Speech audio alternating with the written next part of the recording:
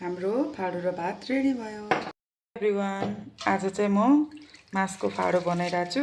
यो चाहिँ हाम्रो अछामे डिस हो। अब चाहिँ यसलाई राम्रोसँग सफा गर्नुपर्छ। पहिला यसको छिल्का फाल्ने, यसको यो पानी फाल्ने, यो छिल्काहरू यसरी फाल्ने। यो चाहिँ यतिको सफा भयो। अब चाहिँ मिक्सरमा पिस्छौँ हामी। अब चाहिँ म मिक्सरमा पिस्छु। यसलाई चाहिँ अलिक मोटो मोटो पिस्नुपर्छ। धेरै मसिनो पिस्यो भने चाहिँ मिठो हुँदैन। अलिक मोटो मोटो पिस्ने यसलाई।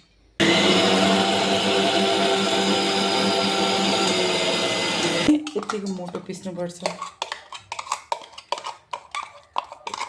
फाडो चाहिँ अलिक मोटो मोटो पिसेकै मिठो हुन्छ। यो चाहिँ हामी यसमा हाल्नलाई बटुक बनाउनलाई चाहिँ अलि यसलाई चाहिँ अलिक बाक्लो पिस्नुपर्छ कि लागि चाहिँ बटुकको लागि चाहिँ म अगाडि नै यसैमा नुन बेसार हालेर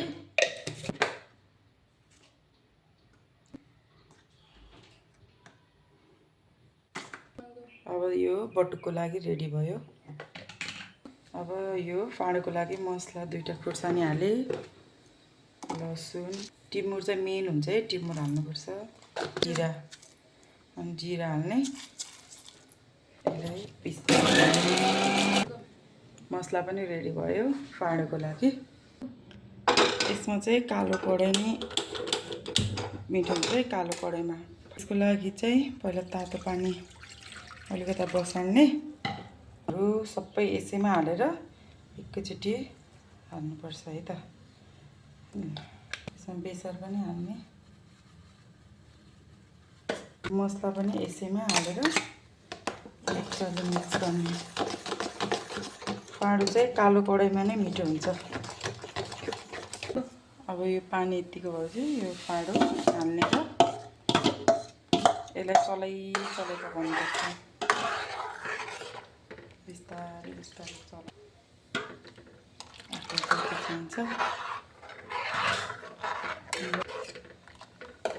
चलाइ पकाउने। खाली भएको बेलामा म चाहिँ टमाटर पुल्नलाई हालिदिन्छु अचारको लागि। सँगसँगै म बोडीको तरकारी पनि बनाउँछु।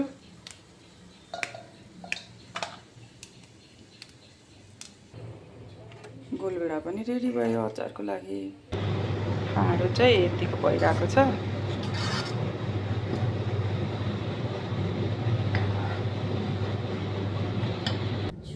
मैले चाहिँ आलु काटेँ, गोलभेडा रायो। अब बोडीको तरकारी पकाउँछु। अलमोस्ट अब हाम्रो फाडो पनि पाक्ने बेला हुन थाल्यो। म यसलाई चाहिँ सानो ग्यासमा बसाल्छु। मैले कराई बसालेँ। अब कराईमा चाहिँ म यो फुलौरा बनाउँछु पहिला, त्यसपछि तरकारी बनाउँछु। कराई तात्यो, म तेल हाल्छु। यसमै फुलौरा बनाउँछु अनि त्यसपछि तरकारी बनाउँछु। फुलौरा हाल्नु म त चम्चाले हाल्छु। मलाई चम्चाले हाल्नु मनपर्छ।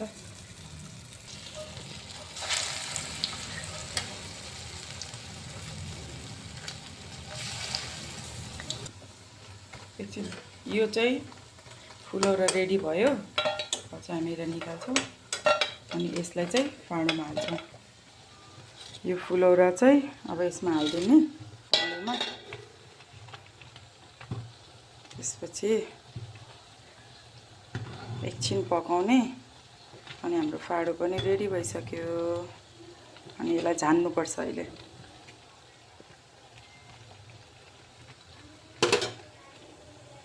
म चाहिँ यही फुलौरा पकाएको तेलमा तरकारी पकाउँछु।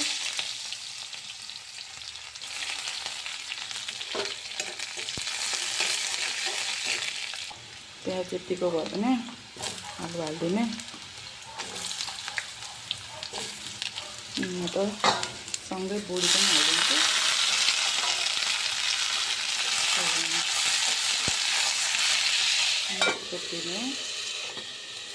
सानो ग्यास पाक्छु। अब हाम्रो फाडो पनि पाक्यो। बन्द गरिदिन्छु अनि अब एकछिनमा झान्छु यसलाई। आज चाहिँ म चाइनिज साग पनि पकाउँछु। अब यसलाई केलाउँछु। म चाहिँ यो सागलाई यसरी बिचबाट यसरी चिरेर केलाउँछु। अहिले बर्खाको सागमा किराहरू हुन्छ नि त, त्यही भएर यसो गरेर केलाउँछु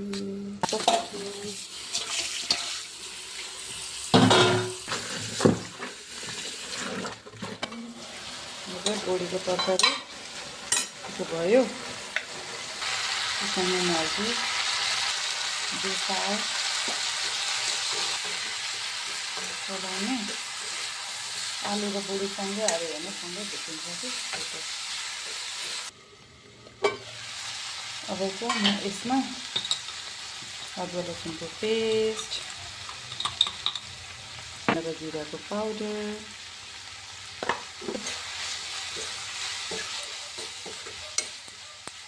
अब म यसमा गोलभेडा हाल्छु त्यसपछि यस्तो गरेर एकछिन छोडिदिन्छु चाहिँ पखालिसकेँ अब चाहिँ काट्छु पकाउँछु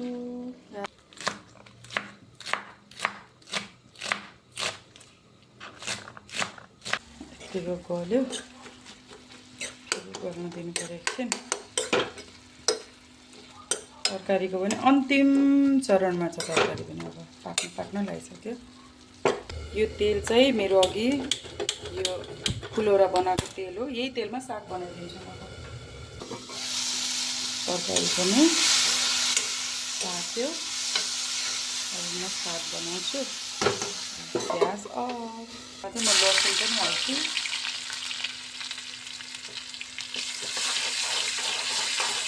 डल्ले खोर्सानी पनि हाल्छु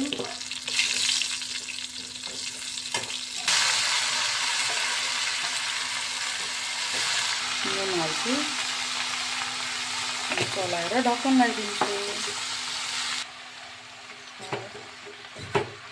त्यसपछि अब यसलाई छोपिदिने नुन म चाहिँ आज गोलभेडाको अचार चाहिँ सिलौटामा पिस्छु टिमुर पोलेको खुर्सानी धनियाँ लसुन पनि पोलेको हाल्नुपर्छ मिठो हुन्छ टमाटरको अचार पिसाई यो चाहिँ छिल्का निकाल्ने त्यसपछि पिस्ने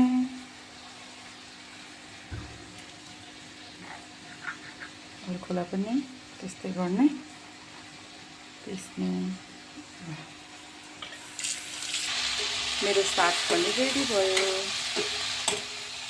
हाम्रो अचार पनि रेडी भयो सिटौलाटामा पिसेको अब चाहिँ म फाँडो जानलाई तेल तताउँछु तातिसक्यो तेल हाल्छु तोरीको तेलले झानेको एकदम मिठो हुन्छ तेल तातिसक्यो यसमा म जिरा हाल्छु जिरा एकछिन चटचट भएपछि चाहिँ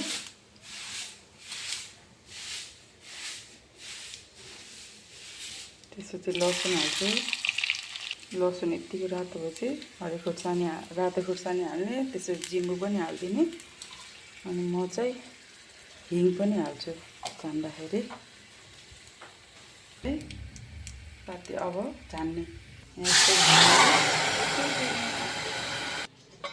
अब हाम्रो फाडो चाहिँ रेडी भयो।